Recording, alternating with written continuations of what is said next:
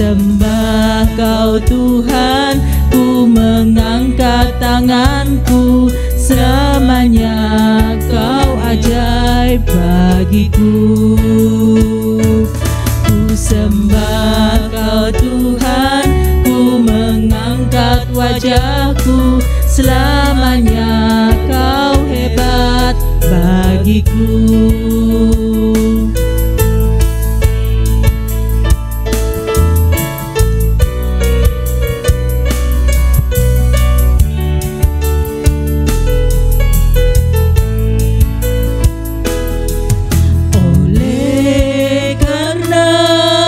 Kemurahan Tuhan, ku ada sampai hari ini. Oleh karena kebaikan Tuhan, janji-Mu terjadi bagiku. Ku sembah Kau Tuhan, ku mengangkat tanganku, selamanya Kau ajaib bagiku. Ku sembah Kau Tuhan, ku mengangkat wajahku, selamanya Kau hebat bagiku. Sembah Kau Tuhan, ku mengangkat tanganku, selamanya Kau ajaib bagiku. Ku sembah Kau Tuhan, ku mengangkat wajahku, selamanya Kau hebat bagiku.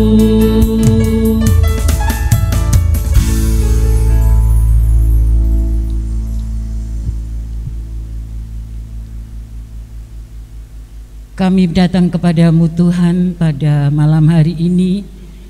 Terima kasih atas penyertaan Tuhan di dalam kehidupan kami hari lepas hari.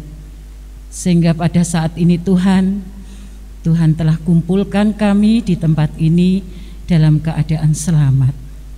Bapa di dalam surga, pada malam hari ini siapkan hati kami Tuhan untuk bersekutu kepadamu di dalam persetujuan doa pada malam hari ini.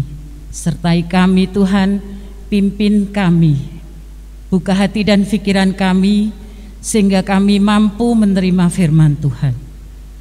Bagi saudara kami yang belum dapat berkumpul di tempat ini, masih di dalam perjalanan Tuhan sertai sehingga boleh berkumpul bersama kami untuk belajar tentang firman Tuhan, berdoa bersama dan memuji nama Tuhan. Ampuni dosa-dosa kami Tuhan. Kegiatan pada malam hari ini kami serahkan ke tangan Tuhan. Di dalam nama Tuhan kami Yesus Kristus, kami berdoa dan mengucap syukur. Amin.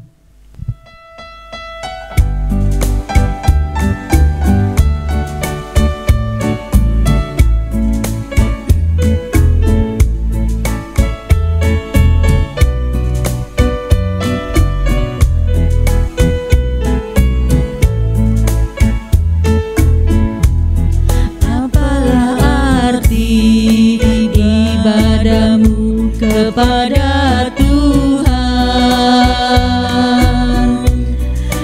bila tiada rela sujud dan bersyukur, apalah arti ibadahmu kepada Tuhan, bila tiada hati tulus dan syukur. Ibadah sejati jadikanlah persembahan.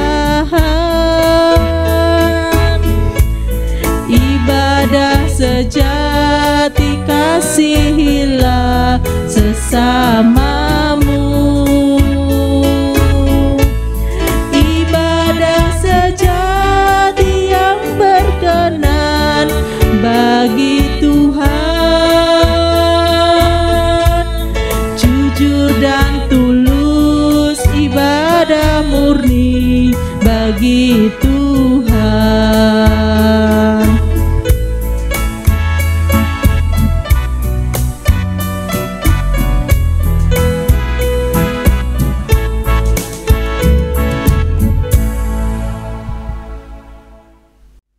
malam Bapak Ibu saudara-saudara yang dikasihi Tuhan. Bertemu kembali di dalam persekutuan doa. Bapak Ibu saudara-saudara yang dikasihi Tuhan, berita-berita memang menjadikan kita panik, menjadikan kita takut, menjadikan kita cemas. Namun marilah saat ini kita bersama-sama mencoba mendengar suara yang berbeda dan coba kita rasakan, semoga memberi kekuatan.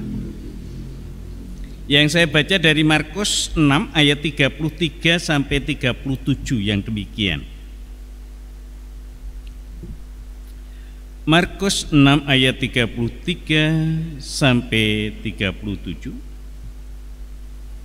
Tetapi pada waktu mereka bertolak, banyak orang melihat mereka dan mengetahui tujuan mereka. Dengan mengambil jalan darat, segeralah datang orang dari semua kota ke tempat itu, sehingga mendahului mereka. Ketika Yesus mendarat, ia melihat sejumlah besar orang banyak, maka tergeraklah hatinya oleh belas kasihan kepada mereka, karena mereka seperti domba yang tidak mempunyai gembala. Lalu mulailah ia mengajarkan banyak hal kepada mereka. Pada waktu hari sudah mulai malam, datanglah murid-muridnya kepadanya dan berkata, "Tempat ini sunyi dan hari sudah mulai malam. Suruhlah mereka pergi supaya mereka dapat membeli makanan di desa-desa dan di kampung-kampung di sekitar ini." Tetapi jawabnya, "Kamu harus memberi mereka makan." Kata mereka kepadanya, "Jadi haruskah?" Kami ulang, "Jadi haruskah kami membeli roti seharga 200 dinar untuk memberi mereka makan?" Demikian bacaan kita dari Markus 6 ayat 37 ayat 33 sampai 37. Dengan tema kamu harus memberi makan. Bapak Ibu saudara yang dikasihi Tuhan, inilah berbicara realita, namun di sisi lain harus melihat fakta, tetapi juga iman.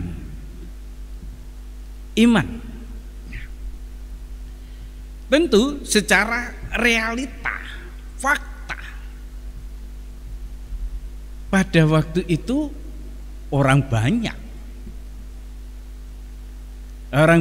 yang ada di sana, 5.000 orang, banyak sekali. Fakta juga pada waktu itu sudah mulai malam. Kalau kita berbicara pada waktu itu, tentu berbeda dengan waktu sekarang. Kalau waktu sekarang mau jam 9 ke jalan, ya karena PPKM ini jam 9 sudah tutup warung-warung. Kalau sebelum PPKM mau sampai jam 12 malam masih mudah. Tetapi pada waktu itu di sana jelas sulit untuk mendapatkan, untuk makan. Jadi jelas secara realita fakta para murid melihat, wah ini gelap, transportasi tidak ada, sulit. Bagaimana mencari makan? Itu fakta. Tetapi dalam ketidaksiapan para murid, karena para murid juga tidak punya bekal yang cukup untuk orang sebanyak itu, sehingga mana mungkin jawab itu. Tetapi Tuhan Yesus justru perintah, kamu harus memberi makan. Coba bayangkan, realita fakta jelas tidak mungkin. Kok Tuhan Yesus perintah kamu harus memberi makan? Tentu para murid penggongan iki terus piye gimana? Nah, para murid justru di tengah-tengah kesulitan seperti itu, di tengah-tengah kebingungan yang harus dia lakukan, padahal sebetulnya Tuhan ingin melihat reaksi para murid di tengah-tengah situasi yang kritis, apa yang akan dilakukan oleh para murid. Dan Tuhan Yesus tahu persis bahwa para murid memang tidak membawa perbekalan yang cukup. Namun perintah ini, perintah yang luar biasa yang memberi, tidak harus menunggu siap. Ya toh? Ini kan para murid belum siap untuk memberi, untuk menolong, untuk membantu, belum siap. Para murid diberi perintah untuk memberi, kamu harus memberi makan. Sedang dia sendiri berpikir, aku harus makan apa? Situasi yang tidak mudah. Andekan perintah itu juga saat ini ditujukan kepada kita. Kamu harus memberi makan saudara-saudara yang di Isoma. Coba bayangkan, waduh lah, saya sendiri ini untuk harian sudah dihitung sedemikian mumet, apalagi harus keliling ngantar, tidak siap. Padahal kita mungkin Bapak Ibu Saudara punya tabungan. Pada waktu itu para murid jelas, karena hanya mengikut Tuhan Yesus, tidak mungkin ada tabungan. Kita juga pasti bingung. Iki terus piye, wah wis repot, menyusahkan diri. Pasti akan bilang seperti itu. Ya, kita saat ini tidak berhadapan langsung dengan Tuhan Yesus. Tapi para murid pada waktu itu berhadapan dengan Tuhan Yesus, tidak mau, maaf Tuhan, saya tidak bisa, saya tidur, tidak bisa. Kalau kita saat ini, maaf ya Tuhan, saya tidak bisa berbuat apa-apa. Mungkin. Nah, karena para murid bersama dengan Tuhan yang tidak mungkin berkata, tidak, maaf Tuhan, mau. Maka mereka mencoba berpikir, mereka mencoba menemukan solusi. Itu bagaimana? Ini harus bagaimana? Apa yang harus aku lakukan? Mencoba berpikir dan berpikir. Ya, itu bisa enggak ya? Mungkin enggak lah. Ini Tuhan ada, tapi mungkinkah ini untuk sekian orang ini? Kecil sekali. Bapak Ibu Saudara yang dikasih Tuhan, kalau 5 roti dan 2 ikan untuk sekian banyak, bagaimana mungkin? Nah, peluang kecil masih bisa dilihat, ada 5 roti dan 2 ikan. Mereka berpikir 5 roti dan 2 ikan tidak mungkin. Tapi pernahkah ya kita berpikir apa yang kita bisa lakukan ya di tengah-tengah pandemi ini, di tengah-tengah saudara-saudara kami yang terkena isoma? Pernahkah kita berpikir, wah saya masih mikirkan diri saya, keluarga saya. Bapak Ibu Saudara yang dikasih Tuhan, para murid, kamu harus memberi makan. Guna makan, tentu Bapak Ibu Saudara juga paham, yaitu memberi kekuatan atau energi bagi kita. bukan menguras energi tetapi memberi kekuatan. Demikian juga untuk mengganti sel-sel atau jaringan yang sudah rusak atau mati, memperbaiki menjadi tubuh ini semakin segar dan bugar. Berarti kita juga harus memberi makan, itu bukan berarti juga hanya sekedar ini makan, ada nasi, ada sate, gulai, ada roti, ada buah, mungkin ya itu memang makanan. Tetapi makanan yang memberi kekuatan, yang memberi energi, itu saat ini juga diperlukan oleh saudara-saudara kita yang isoma, yang berbaring di rumah, menghadapi ketakutan, kecemasan, iki piye, sesek dan sebagainya. Tidak ada orang yang boleh mendekat. Mereka butuh kekuatan, butuh energi. Ini diperlukan bagi mereka. Pernahkah kita berpikir apa yang harus bisa kita lakukan untuk mereka agar mereka tetap super, kuat, siap menghadapi itu semua? Nah, Bapak Ibu Saudara yang dikasihi Tuhan, panggilan Tuhan ini berarti tepat sekali untuk kita saat ini. Tidak hanya kita merasa wah prihatin, mesake dan sebagainya, tetapi panggilan kamu harus memberi makan, memberi kekuatan, dorongan dan sebagainya. Itu adalah tanggung jawab kita.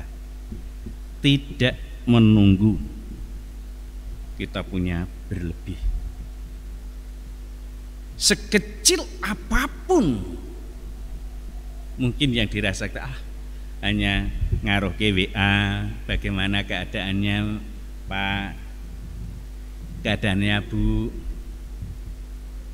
kecil tapi itu memberikan kekuatan. Nah, untuk itu mari bahwa memupuk semangat, mendorong agar saudara-saudara kita tetap kuat di masa-masa pandemi ini sangat diperlukan. Apalagi Bapak Ibu Saudara yang kalian, kalau di daerah-daerah lain sudah dibentuk tim Satgas, itu tidak hanya Satgas di kecamatan, tetapi sudah sampai di tingkat desa. Tetapi di tempat kita belum sampai di tingkat desa. Kadang-kadang kita prihatin, mereka butuh benar pertolongan, tetapi betapa sulit untuk mendapatkan itu. Nah, panggilan Tuhan yang kelihatannya kita tidak mungkin dapat melakukan, bagi para murid yang pada waktu itu berpikir secara realita, fakta, tidak mungkin. Tetapi peluang kecil, 5 roti dan 2 ikan, ternyata bisa dipakai oleh Tuhan. Maka marilah Bapak Ibu, kadang-kadang kita berbicara realita dan realita, tetapi kita sering lupa meninggalkan iman dan iman dan iman.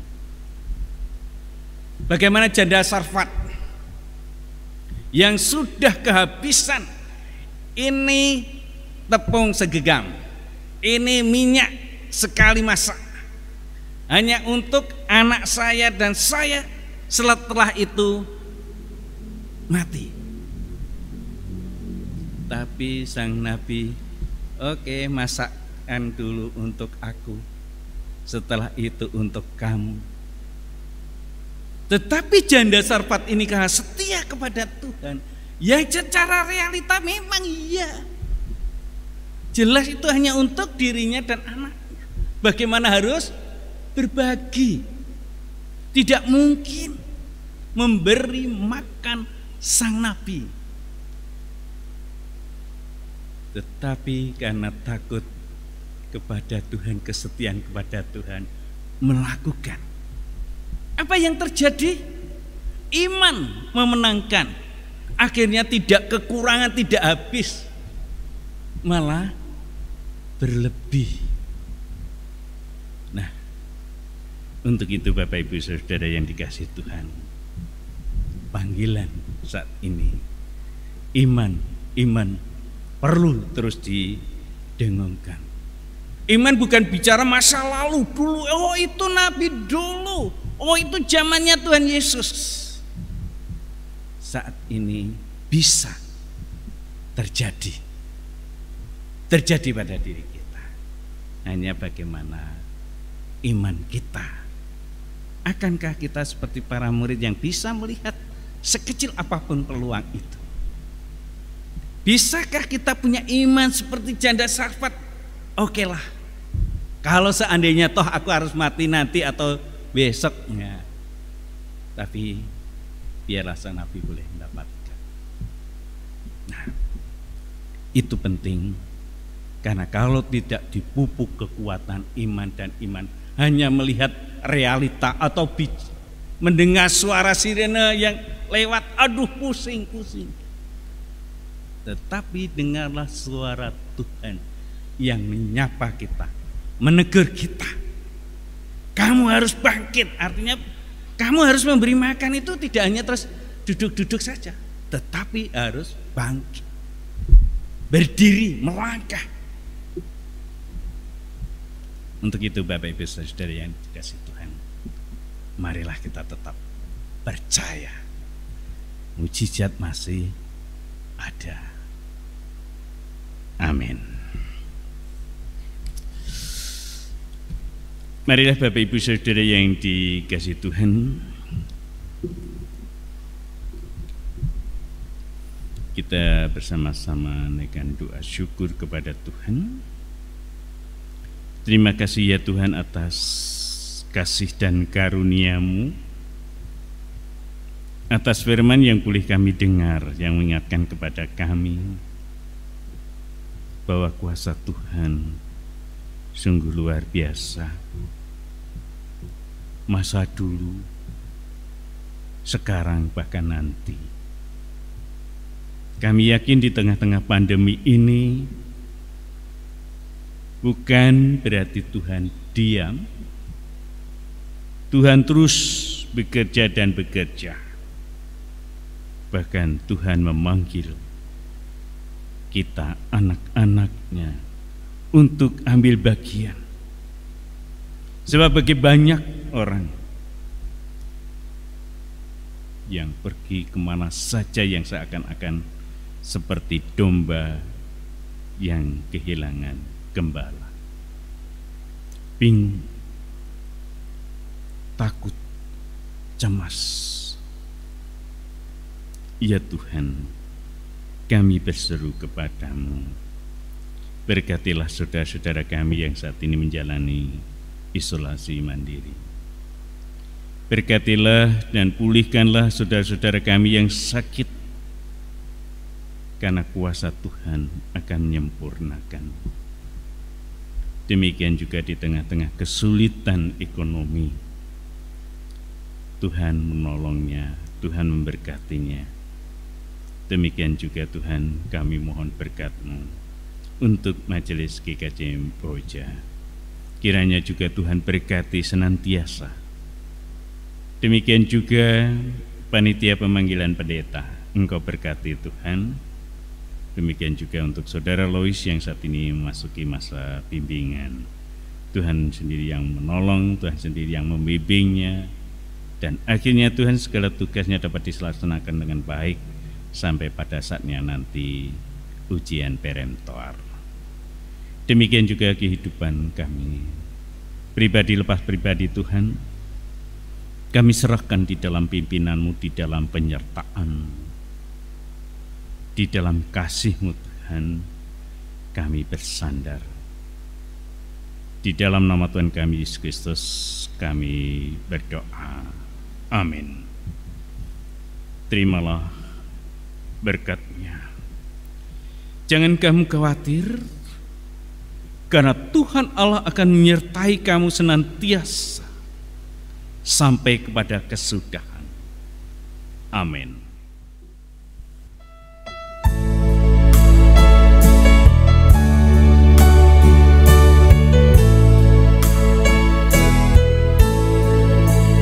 Ku perlukan juru selamat agar jangan ku sesat. Selalu harus ku rasakan bahwa Tuhanku dekat, maka jiwaku tenang, takkan takut dan enggan bila Tuhanku membimbingku di malam pun tentram.